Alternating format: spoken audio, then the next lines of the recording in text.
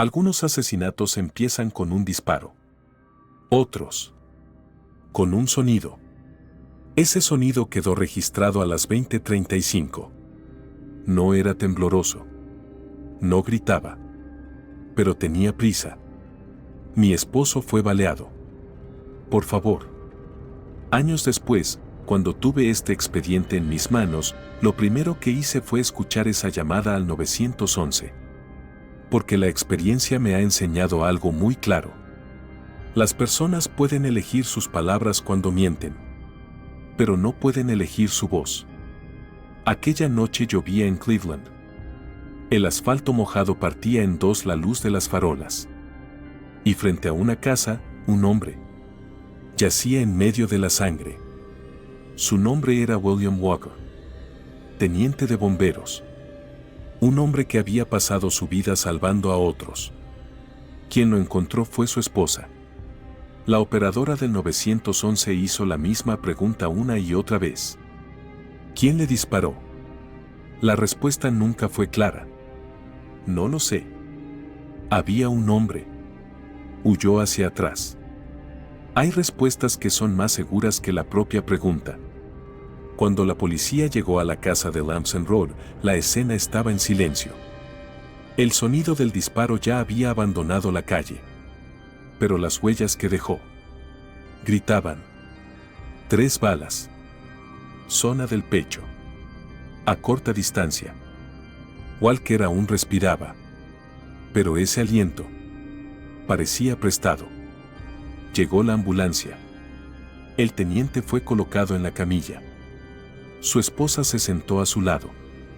Y justo ahí apareció la primera grieta del expediente.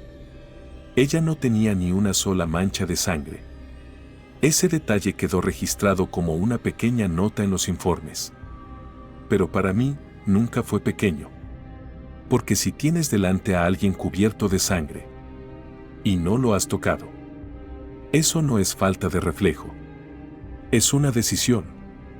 Cuando llegaron al hospital, ya era tarde. Los médicos hicieron todo lo posible. Pero hay heridas que no se cierran. William Walker murió esa noche. Y la ciudad creyó haber perdido a un héroe. El cuerpo de bomberos de Cleveland estaba de luto. Sus compañeros formaron filas. Las radios guardaron silencio. Las banderas bajaron a media asta. Todos decían lo mismo. Era un buen hombre. Un padre. Un esposo. Pero los expedientes de homicidio nos enseñan algo incómodo. Todos son buenos hombres. Hasta que alguien los mata. La pregunta era simple. Pero la respuesta era costosa. ¿Fue un robo? No. Las llaves seguían en la puerta. El coche estaba en su lugar. La casa no había sido tocada.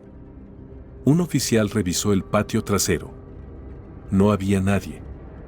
Pero Walker había dicho algo antes de morir. Una frase incompleta. Un pensamiento que no llegó a terminar. En la parte de atrás. Un hombre. Eso quedó registrado como declaración. Pero yo siempre lo leí como una despedida. Porque cuando las personas están muriendo, rara vez mienten.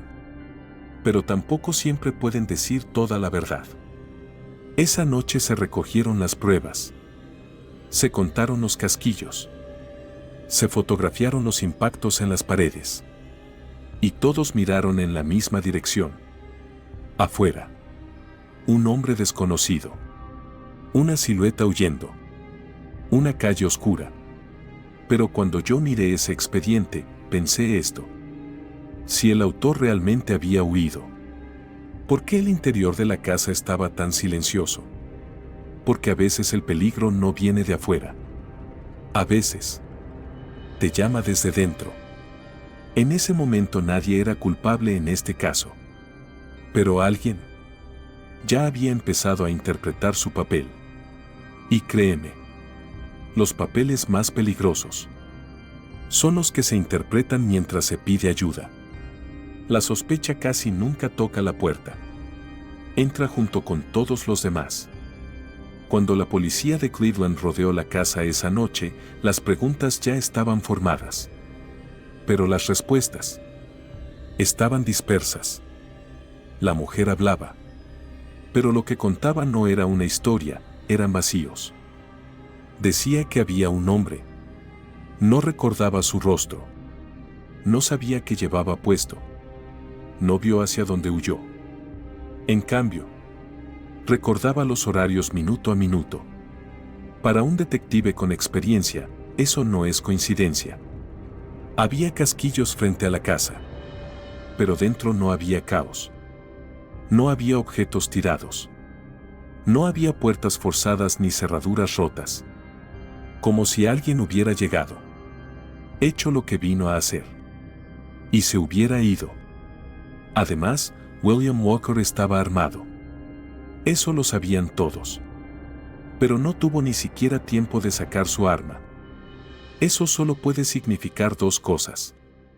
O no esperaba una amenaza, o conocía a quien tenía delante. Y ahí fue cuando el expediente cambió de dirección. Porque en algunos asesinatos, la pregunta ¿quién lo hizo? Viene después. La verdadera pregunta es esta. ¿Por qué la víctima permitió que esa persona se acercara hasta su puerta? La sospecha suele comenzar con la primera declaración, pero crece de verdad en la segunda escucha. Cuando volvieron a oírla, las palabras eran las mismas. Pero los espacios entre ellas se habían ensanchado. Había un hombre, decía. Pero ese hombre no tenía peso. No tenía forma de caminar. No tenía respiración. No estaba describiendo a una persona, sino a una posibilidad. Y la escena del crimen no estaba llena de posibilidades. Era concreta, fría y obstinada. Las llaves seguían en la puerta. Eso no era un error de un ladrón que huye. Indicaba que alguien planeaba entrar. Pero nadie había entrado. Entonces surgió otra pregunta. ¿El objetivo era la casa? ¿O el hombre? Las balas estaban incrustadas en la fachada. No eran disparos al azar. Pero tampoco de un profesional.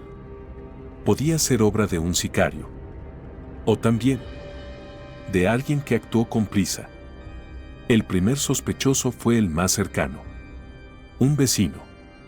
Con un pasado oscuro. Armas. Deudas. Asuntos inconclusos. Pero los expedientes nos enseñan algo más. El sospechoso más ruidoso suele ser el más inocente. En la sala de interrogatorios estaba tranquilo. Demasiado tranquilo. Tenía una historia. Tenía una coartada. Y fue confirmada. Registros telefónicos. Horarios. Testigos. Todos decían lo mismo. Esa noche, él no estaba allí. Otra posibilidad descartada. Pero lejos de aliviar el caso, lo volvió más pesado. Porque si afuera no había nadie, había que mirar hacia adentro. El comportamiento de la mujer volvió a ponerse sobre la mesa. Esposa de un bombero. Enfermera. Pero ni en la casa, ni en el coche, ni en su cuerpo había una sola gota de sangre. Eso no se explica con shock. El shock paraliza las manos, pero no ciega los ojos. Y ella había visto. Eso decía. Pero no había tocado. Y eso no era casual. Para un detective, hay un abismo entre no ayudé y no pude ayudar. En el interrogatorio se habló de dinero. Las respuestas fueron cortas. No hay problemas, dijo. Pero las deudas son silenciosas. No se delatan solas. Hay que cavar. Y cavamos. Tarjetas de crédito. Límites. Pagos atrasados. Una mudanza. Una nueva ciudad. La fantasía de un nuevo comienzo. Nada de eso es un crimen por sí solo. Pero juntos. Huelen a intención. Luego surgió la enfermedad. Cáncer. Etapa avanzada. Grave. Terminal. Al menos, eso era lo que se contaba. Pero los hospitales hablan. Las citas hablan. Los registros hablan. Y en este caso, no hablaba ninguno. No había tratamiento. No había quimioterapia. No había rastro médico. Así que el cáncer era un relato. Y entonces el expediente se quedó en silencio. Porque entendimos algo. Si esa enfermedad era una mentira, había alguien que se la había creído. Y esa persona estaba muerta. El matrimonio se había acelerado. Los seguros entraron en juego. Se hicieron planes de futuro. Y luego, todo terminó. Justo en medio de esos planes. Eso no era una casualidad. Pero aún faltaba algo. Un nombre. Una conexión. Entonces, sonó el teléfono. Una voz anónima. Breve. Directa. Revisen el nombre Char. Nada más. Sin apellido. Sin dirección. Pero en los expedientes, a veces un solo nombre es suficiente. Porque los asesinatos casi siempre se escriben con nombres muy cercanos. Y en este caso, la sospecha ya estaba dentro de la casa. A partir de ahí, todos miraban el mismo punto. Pero nadie lo decía en voz alta. Porque hay sospechas que, una vez dichas, no tienen regreso. El nombre Char entró así en los informes. No como culpable, ni como inocente. Era un puente, una conexión, una puerta hacia el interior. Joven, cercano a la familia. Lo suficientemente familiar como para pronunciar su nombre dentro de la casa. Y eso lo hacía peligroso. Cuando los detectives investigaron su entorno, escucharon siempre la misma frase. A William no le caía bien. Eso no es un crimen. Pero sí una tensión. Sobre todo si alguien intenta demostrarse a sí mismo algo. Se pidieron registros telefónicos. Pero aún no había justificación legal. Solo intuición. Y la intuición no sirve en un tribunal. Pero en la calle. Salva vidas. La familia fue interrogada de nuevo. Los relatos coincidían. Demasiado. 3 personas usando las mismas palabras. En el mismo orden. Con el mismo tono. Eso no es coincidencia. Las personas que dicen la verdad usan frases distintas. Pero cuando mienten, memorizan. Mientras tanto, la ciudad hacía su duelo. Velas. Calles llenas. Bomberos en uniforme. Todos pedían justicia. Pero la justicia no ama la prisa. Ella espera. Y a veces, espera a que el culpable cometa un error. Pasaron los meses. El caso se enfrió. Pero la tensión dentro de la casa. No. Los detectives volvieron a ella. Las mismas preguntas. Las mismas respuestas. Pero esta vez, faltaba algo. No hablaba como una persona enferma. No había miedo a la muerte en su voz. Y ese fue el silencio más ruidoso del expediente. Se revisaron de nuevo los registros. Se llamaron hospitales. Se preguntó a médicos. El resultado no cambió. No había enfermedad. En ese punto, el expediente decía algo claro. No fue un crimen emocional. Fue un plan. Pero el plan aún no tenía silueta. Ni mensaje. Ni prueba. Hasta que alguien habló. Y hay confesiones que duran solo una frase. Pero terminan en cadena perpetua. Algunos expedientes pasan meses sin moverse. Y luego se derrumban con una sola palabra. En este caso, esa palabra fue un mensaje. Cuando se anunció una recompensa, el teléfono volvió a sonar. No hubo un relato largo, ni dramatismo. Solo un nombre y una frase corta. Me ofrecieron un trabajo. Quien lo dijo sabía cuál era ese trabajo. Y lo había rechazado. Según su versión, un hombre había intentado comprar la muerte de otro. Había intermediarios. Se habló de dinero. Pero el gatillo aún no se había apretado. Esa información no bastaba para un arresto. Pero abría una puerta. Y detrás de esa puerta había teléfonos.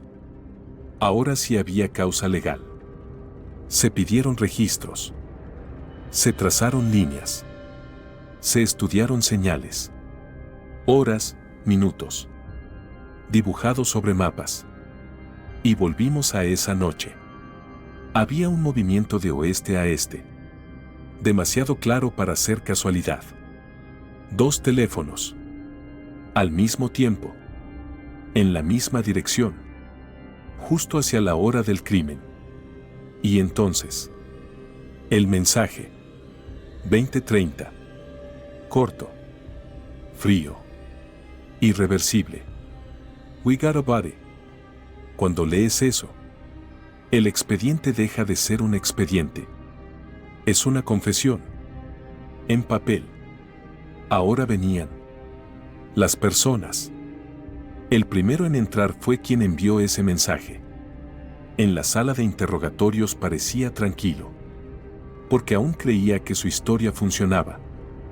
Empezó a hablar. Drogas. Compras. Estar en el lugar equivocado a la hora equivocada. Un cuento conocido. Pero los cuentos tienen un problema.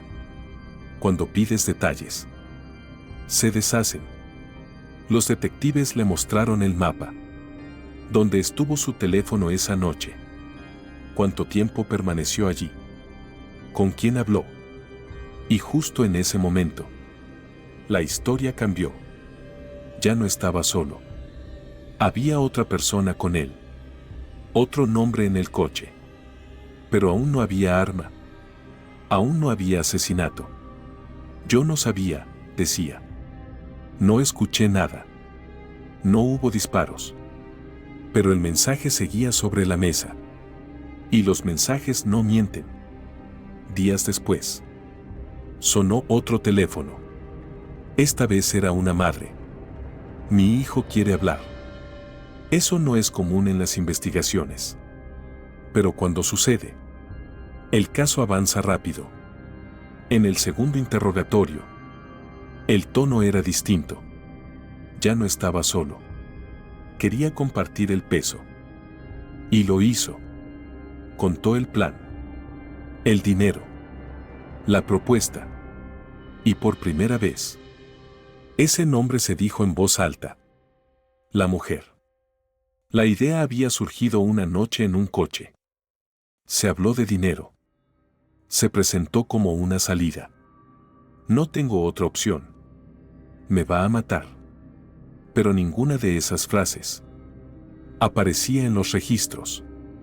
Solo habían pasado de boca en boca. Y en ese punto, entró el tercer hombre. El arma. El primer plan había fallado. No hubo valor. No se apretó el gatillo. Así que se eligió un camino más barato, más descuidado, más incontrolable. Se encontró a un tirador. Ese hombre no habló. Guardó silencio. Negó todo. Pero el silencio también es una declaración. Porque cuando todos hablan, callar marca tu lugar. La cadena estaba completa. Mensaje. Mapas. Confesiones. Solo faltaba una cosa. Saber de quién fue la idea original. Y a veces, el autor de un asesinato no es quien dispara. A veces, es quien susurra la idea.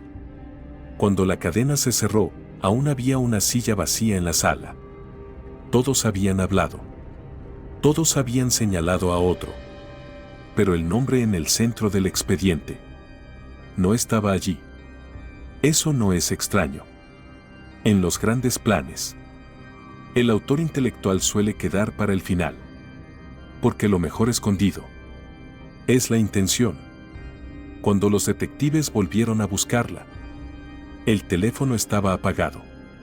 No respondía mensajes. Las luces de su casa estaban apagadas.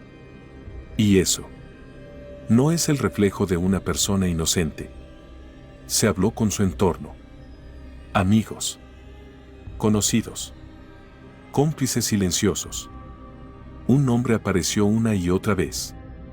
Un depósito. Un favor. ¿Puedes guardar mis cosas un tiempo? Eso también es una forma de huir. Pero a veces, la gente deja atrás el peso más grande. En el depósito se encontraron sus pertenencias, documentos, ropa y también un coche. Ese coche había pertenecido a su esposo. Y lo que había en el asiento trasero cambió para siempre el tono del expediente. Porque hay objetos que no solo se transportan, se esconden. A partir de ahí, la investigación cruzó fronteras estatales. Otra ciudad. Otra dirección. 3 días después, la encontraron. A veces la justicia es sorprendentemente rápida. Cuando la mujer fue localizada, estaba cansada, pero no sorprendida. Se sentó en la sala de interrogatorios. Se recostó en la silla y guardó silencio. Eso también es una elección. El detective le leyó los cargos: planificación, instigación, asesinato agravado. Nada provocó reacción en su rostro. Porque cuando llegas a ese punto, ya no queda nada que decir. El juicio comenzó meses después. La sala estaba llena. Bomberos con uniforme. La familia en primera fila. La fiscalía contó la historia pieza por pieza. Mostró los mensajes. Abrió los mapas. Reprodujo las confesiones. No fue un arrebato. No fue una discusión que terminó en un disparo. Fue planificado. La defensa presentó otra historia. Violencia. Miedo. Necesidad. Pero las historias también tienen límites. Y esta chocaba contra las pruebas. Los testigos hablaron. Uno por uno. Todos llegaban al mismo punto. La idea salió de ella. El dinero vino de ella. La cadena empezó con ella. El jurado escuchó durante días. Tomó notas. Guardó silencio. Y luego decidió. Culpable. Cadena perpetua. Sin posibilidad de libertad condicional. En la sala no se escuchó ningún sonido. Ni gritos. Ni llanto.